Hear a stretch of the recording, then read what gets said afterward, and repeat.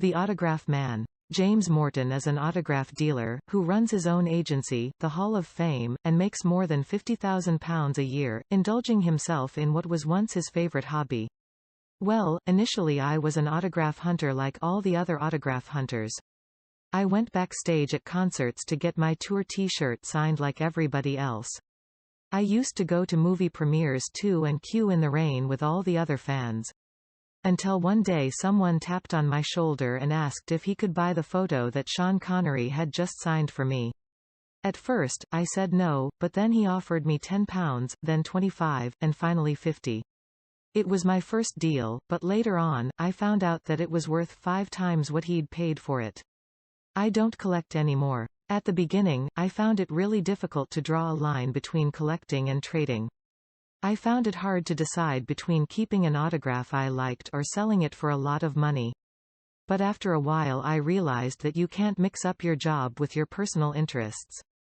The autographs I trade are still the same kind of thing, mainly current TV, film and music stars, but if someone asks me to track down one of the old names I'm quite happy to do it.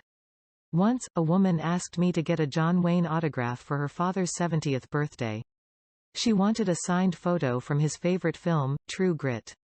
It took some finding. I had to use contacts in the US to help me, but I got it in the end.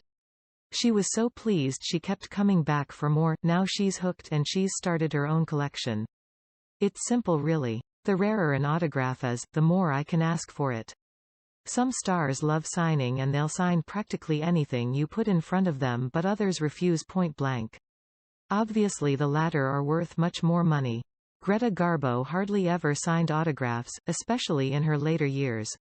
Now if you can get hold of one of her autographs, even a bad one, it can be worth up to £5,000. But I've never traded a Garbo. And of course, sadly, deaths are good for business too. If you've got something in stock and the person subsequently dies, well, the value literally doubles overnight, especially with someone young, obviously because they've had less time to leave lots of autographs. Probably a Harrison Ford, and not only for financial reasons. He's one of my favorites from when I used to collect. He is famous for being a non-signer to begin with. I thought I'd never get it. But I followed him for months and eventually he signed a photo for me. It's valuable because it's a picture from the film Blade Runner. He had a really rough time making the film, so he won't usually sign Blade Runner memorabilia. But before you ask how much I got for it, I'll have to confess that I made an exception with this one. It's not for sale. It's up on the wall in my office and it's staying there, no matter how much they offer me for it. I don't know really. It's like you're buying a part of the person, I suppose. A tiny piece of fame, a share of the glamour. You know that that person touched that piece of paper, took time, however short, to dedicate themselves to that particular task, and now you can own the result. I don't know. I suppose it sounds a bit crazy, but then why does anyone collect anything?